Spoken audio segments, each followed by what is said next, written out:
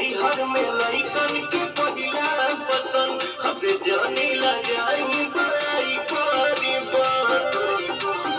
अरे आजा नैहर में लइकन के पहिला पसंद ए जी जाने ला जाई बड़ाई करी ना होके कंट्रोल जाई मान राउर डोल अब खुद ही प्यार होके जा सरिया करिया ले ले आई हम गलम